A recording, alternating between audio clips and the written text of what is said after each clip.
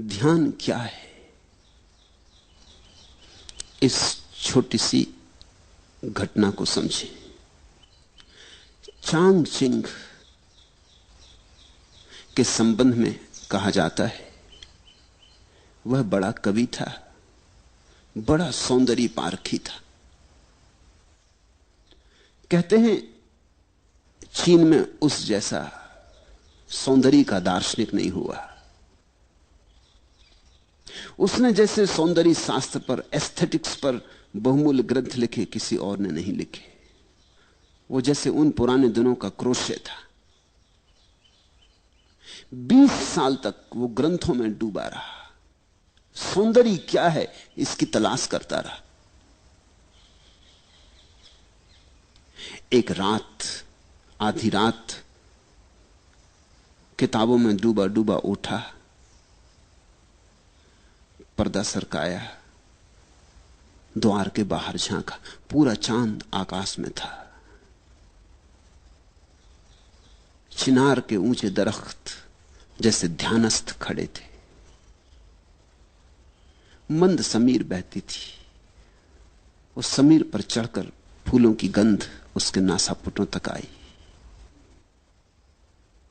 कोई एक पक्षी, जल पक्षी, जोर से चीखा और उस जल पक्षी की चीख में कुछ घटित हुआ, कुछ घट गया। चांगचिंग अपने आप से ही जैसे बोला, how mistaken I was, how mistaken I was, raise the screen and see the world. कैसी मैं भूल में भरा था, कितनी भूल में था मैं। पर्दा उठाओ और जगत को देखो। 20 साल किताबों में से उसे सौंदर्य का पता न चला। पर्दा हटाया और सौंदर्य सामने खड़ा था, साक्षात। तुम पूछते हो ध्यान क्या है? ध्यान है पर्दा हटाने की कला। और यह पर्दा बाहर नहीं है, यह पर्दा तुम्हारे भीतर पड़ा, तुम्हारे अंतस्थल पर पड़ा है। ध्यान है पर्दा हटाना। पर्दा बुना है विचारों से, विचार के ताने बानों से पर्दा बुना है। अच्छे विचार, बुरे विचार, इनके ताने बाने से पर्दा बुना है। जैसे जैसे तुम विचारों के पार झांकने लगो, या विचारों को ठहराने में सफल हो जाओ, या विचारों को हटाने में सफल हो जाओ, वैसे ही ध्यान घट जाएगा। निर्विचार दशा का नाम ध्यान है। ध्यान का अर्थ है ऐसी कोई संधि भीतर, जब तुम तो हो, जगत तो है, और दोनों के बीच में विचार का पर्दा नहीं। कभी सूरज को उगते देखकर, कभी पूरे चांद को देखकर, कभी इन शांत वृक्षों को देखकर, कभी गुलमोहर के फूलों पर ध्यान करते हुए। तुम हो, गुलमोहर है, सजा दुल्हन की तरह, और बीच में कोई विचार नहीं। इतना भी विचार नहीं कि यह गुलमोहर का वृक्ष है, इतना भी विचार नहीं। कि फूल सुंदर हैं, इतना भी विचार नहीं। शब्द उठ ही नहीं रहे, अवाक, मौन, स्तब्ध तुम रह गए हो। उस घड़ी का नाम ध्यान है। पहले तो क्षण क्षण को होगा, कभी कभी होगा, और जब तुम चाहोगे तब ना होगा, जब होगा तब होगा। क्योंकि ये चाह की बात नहीं, चाह में तो विचार आ गया। ये तो कभी कभी होगा। इसलिए ध्यान के संबंध में एक बात ख्याल से पकड़ लेना, खूब गहरे पकड़ लेना, ये तुम्हारी चाहत से नहीं होता है। ये इतनी बड़ी बात है कि तुम्हारी चाहत से नहीं होती, ये तो कभी कभी अनायास किसी शांत क्षण में हो जाती। तो हम करें क्या? ध्यान के लिए हम करें क्या? यही शायद तुमने पूछना चाहा कि ध्यान क्या है, कैसे करें। ध्यान के लिए हम इतना ही कर सकते हैं कि अपने को शिथिल करें, दौड़ धाप से थोड़ी देर के लिए रुक जाएं, घड़ी भर को 24 घंटे में सब आपाधापी छोड़ दें। लेके तकिया निकल गए, लेट गए लान पर, टिक गए वृक्ष के साथ, आंखें बंद कर ली, पहुंच गए नदी तट पर, लेट गए रेत में, सुनने लगे नदी की कलकल। मंदिर मस्जिद जाने को मैं कह ही नहीं रहा हूं, क्योंकि पत्थरों में कहां ध्यान। तुम जीवंत प्रकृति को खोजो। इसलिए बुद्ध ने अपने शिष्यों को कहा, जंगल चले जाओ, वहां प्रकृति नाचती चारों तरफ। 24 घंटे वहां रहोगे, कितनी देर तक बचोगे? कभी ना कभी तुम्हारे बावजूद किसी क्षण में अनायास प्रकृति तुम्हें पकड़ लेगी। एक क्षण को संस्पर्श हो जाए, एक क्षण को द्वार खुल जाए, एक क्षण को पर्दा हट जाए, तो ध्यान का पहला अनुभव हुआ। और पहले अनुभव के बाद फिर अनुभव आसान हो जाते। आसान इसलिए हो जाते कि तब तुम्हें एक बात समझ में आ जाती कि सीधे सीधे ध्यान को पाने का कोई उपाय नहीं, परोक्ष मार्ग है। तुम शिथिल रहो, आहिस्ता से चलो, आपाधापी छोड़ो। 1 घंटे के लिए कम से कम 24 घंटे में लीन हो जाओ प्रकृति में। संगीत सुनो कि पक्षियों के गीत सुनो। कुछ न हो करने को आंख बंद कर लो, अपनी सांस सुनो। बुद्ध ने तो इस पर बहुत जोर दिया। अपनी सांस को ही देखते रहो, आई गई आई गई। इसकी माला बना लो, इससे बेहतर कोई माला नहीं है। हाथ में माला लेके फेरोगे वो तो बहुत जड़ माला है। यहां जीवित श्वास चल रही, श्वास की माला फेरी जा रही। श्वास भीतर आई बाहर गई, श्वास भीतर आई बाहर गई। ये जो भीतर चक्र चल रहा है मंडल श्वास का, इसको ही देखते रहो शांत मौन से। इस पर ही टकटकी बांधे रहो और तुम हैरान हो जाओगे। किसी बहुमूल्य मुहूर्त में कभी ताल बैठ जाता है, अचानक सब एक हो जाता है। तुम मिट गए, संसार मिट गया। पहले पहले तो क्षण भर को ऐसी झलकें आएंगी, खो जाएंगी। जब खो जाएं तो फिर उनकी तीव्रता से आकांक्षा मत करना, अन्यथा वे कभी ना आएंगी। जब खो जाएं तो कहना ठीक, अब जब फिर दोबारा आएंगे फिर भोगेंगे। मगर उनके आने के लिए द्वार दरवाजे खुले रखना। ऐसा ही समझो कि सूरज बाहर निकला है, तुम अपने कमरे में दरवाजा बंद किए बैठे हो, रोशनी भीतर नहीं आती। अब सूरज को कोई गट्ठर में बांध के भीतर लाने का उपाय भी तो नहीं।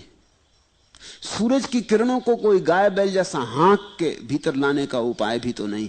क्या करोगे? दरवाजा खोल दो, सूरज की किरणें अपने से भीतर आ जाती। कभी कभी रात होगी और नहीं आएंगी क्योंकि सूरज नहीं है। कभी कभी दिन होगा और आएंगी क्योंकि सूरज है। कभी कभी दिन भी होगा और बादल घिरे होंगे और नहीं आएंगी क्योंकि सूरज बादलों में ढका है।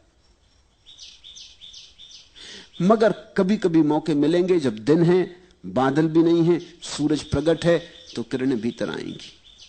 तुम ज्यादा से ज्यादा बाधा ना दो, बस इतना ही काफी है। मेरी बात को ख्याल में ले लेना। ध्यान को सीधा सीधा नहीं किया जाता, बाधा ना दो। इसलिए तो मैं कहता हूं नाचो गाओ। नाचने और गाने में तुम लीन हो जाओ। अचानक तुम पाओगे हवा की झोंके की तरह ध्यान आया, तुम्हें नहा गया, तुम्हारा रोआ रोआ पुलकित कर गया, ताजा कर गया। धीरे धीरे तुम समझने लगोगे इस कला को। ध्यान का कोई विज्ञान नहीं है, कला है। धीरे धीरे तुम समझने लगोगे कि किस घड़ियों में ध्यान घटता है। उन घड़ियों में मैं कैसे अपने को खुला छोड़ दूं। जैसे ही तुम इतनी सी बात सीख गए, तुम्हारे हाथ में कुंजी आ गई। इसे इस तरह प्रयोग करो। कभी रात नींद खुल गई है, बिस्तर पे पड़े हो, अनिद्रा के लिए परेशान मत हो। इस मौके को मत खो। ये शुभ घड़ी, सारा जगत सोया, पत्नी बच्चे सब सोए, तुम्हें मौका मिल गया। बैठ जाओ अपने बिस्तर में, रात के सन्नाटे को सुनो। ये बोलते हुए झींगर, ये रात की चुप्पी, ये सारा जगत सोया हुआ, सारा कोलाहल बंद। जरा सुन लो ऐसे शांति से। ये शांति तुम्हारे भीतर भी शांति को झंकारेगी। ये बाहर गूंजती हुई शांति तुम्हारे भीतर हृदय में भी गूंज पैदा करेगी, प्रतिध्वनि पैदा करेगी। जब सारा घर और सारी दुनिया सोई हो तो आधी रात चुपचाप अपने बिस्तर में बैठ जाने से ज्यादा शुभ घड़ी ध्यान के लिए खोजनी कठिन है। लेकिन मैं ये नहीं कह रहा हूं कि तुम आधी रात अलार्म भर के बैठ जाओ, कभी नहीं, तो धोखा हो जाएगा। तुमने अगर इसको कोई नियम बना लिया कि अलार्म भर के 2 बजे रात उठ के बैठ जाएंगे, फिर सब गड़बड़ हो जाएगी। ध्यान तुम्हारे खींचे खींचे नहीं आता। ध्यान इतनी नाजुक बात है, तुम बुलाते हो तो संकोच से भर जाता, आते ही नहीं। बड़ी नाजुक दुल्हन है ध्यान, तुम जोर जबरदस्ती मत करना, नहीं तो बलात्कार हो जाएगा। बहुत धीरे धीरे फुसलाना पड़ता है। फुसलाने शब्द को याद रखना, ध्यान को फुसलाना पड़ता है।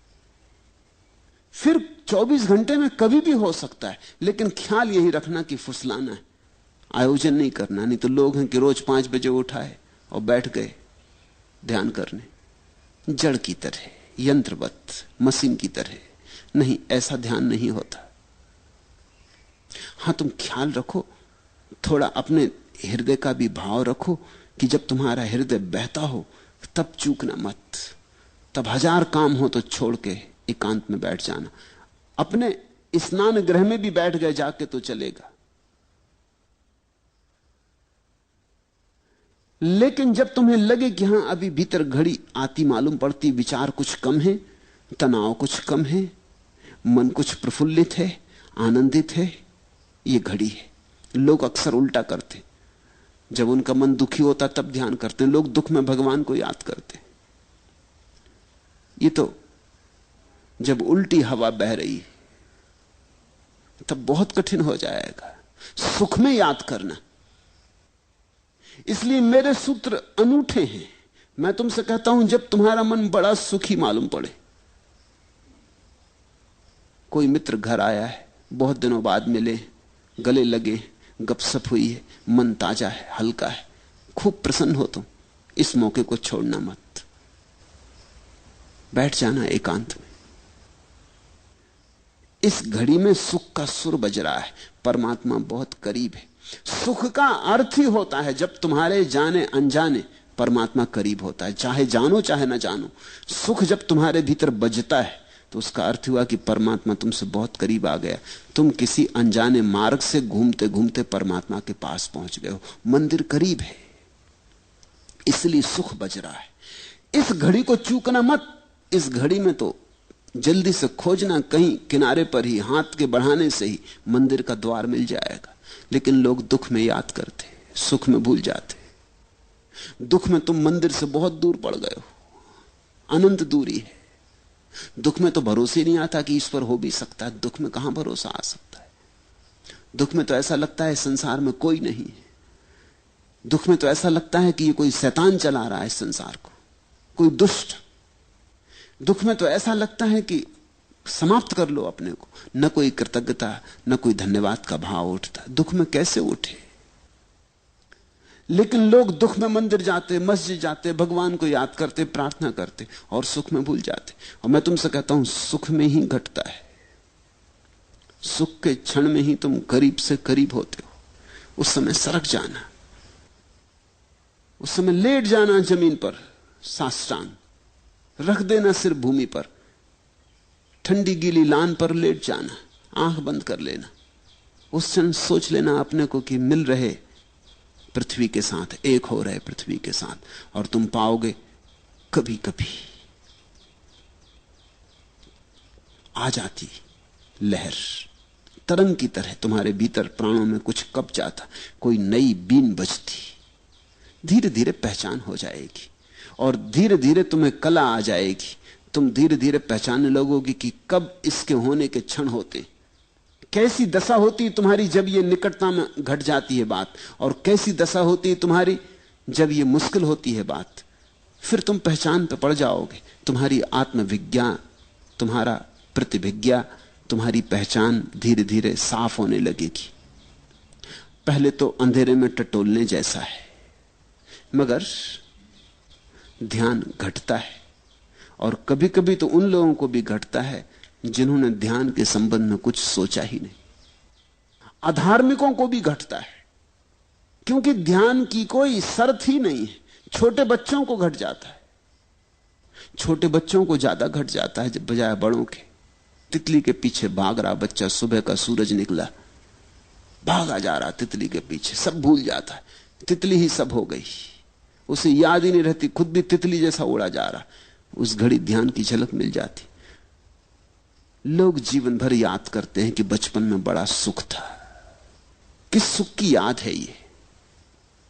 क्या तुम सोचते हो बचपन में तुम्हारे पास बहुत धन था? नहीं था, जरा भी नहीं था। 2-2 पैसे के लिए रोना पड़ता था, 1-1 पैसे के लिए बाप और मां के मोहताज होना पड़ता था। धन तो नहीं था। कोई बड़ा पद था? कहां से होता पद? सब तरह की झंझटें थी। स्कूल कारागृह था, जहां रोज रोज बांध के भेज दिए जाते थे, जहां बैठे बैठे सिवाय परेशान होते थे, कुछ समझ में ना पड़ता था, और हर कोई दबा देता था। बल भी नहीं था, हर एक छाती पे सवार था। तो बचपन में सुख कैसा था? न धन था, न पद था, न प्रतिष्ठा थी, न कोई सम्मान देता था। सुख हो कैसे सकता था? सुख कुछ और था। तितलियों के पीछे भागने में ध्यान की किरण उतर आई थी। सागर के किनारे शंख सीप बीनने में परम आनंद का क्षण उतरा था।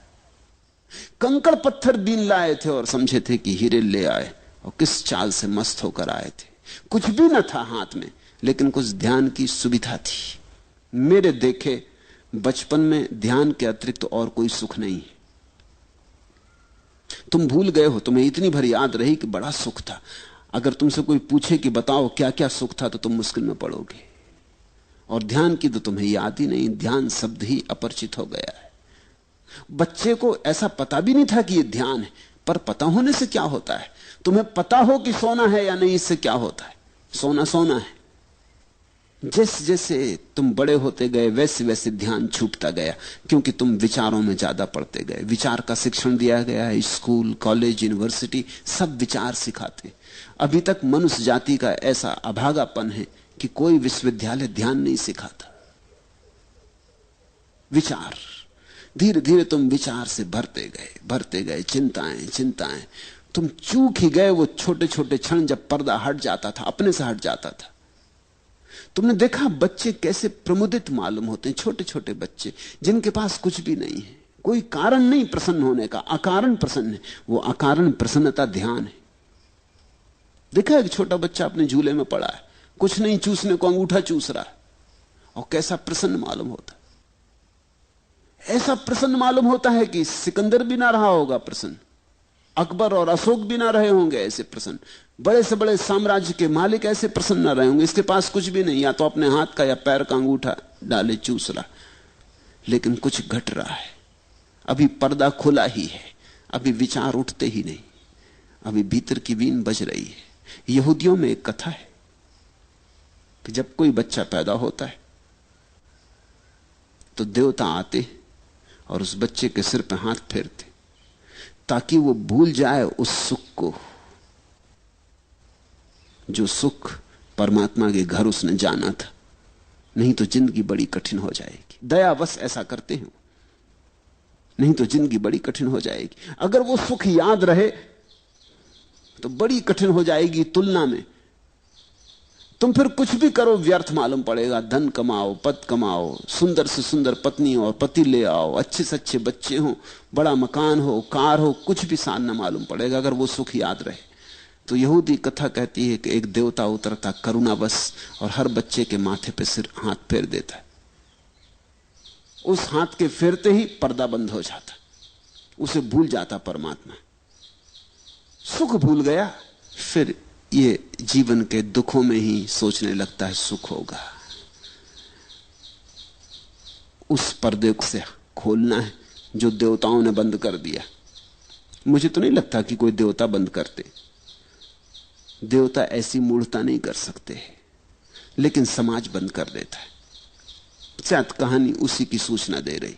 मां बाप, परिवार, समाज, स्कूल बंद कर देते हैं, पर्दे को डाल देते, ऐसा डाल देते हैं कि तुम भूल ही जाते हो कि यहां द्वार है, तुम समझने लगते दीवार है। ध्यान का अर्थ है इस पर्दे को हटाना और इसे अनायास होने दो, इसे कभी कभी तुम्हें पकड़ लेने दो। और जब तुम्हें यह तरंग पकड़े तो लाख काम छोड़ के बैठ जाना, क्योंकि इससे बहुमूल्य कोई और काम ही नहीं। रात हो कि दिन, सुबह हो कि सांझ, फिर मत देखना। कुछ चूकोगे नहीं तुम, कुछ खोएगा नहीं। अपूर्व होगी तुम्हारी संपदा फिर। और ये संपदा तुम्हारे भीतर पड़ी है, बस पर्दा हटाने की बात है। ध्यान क्या है? ध्यान भीतर पड़े पर्दे को हटाना है।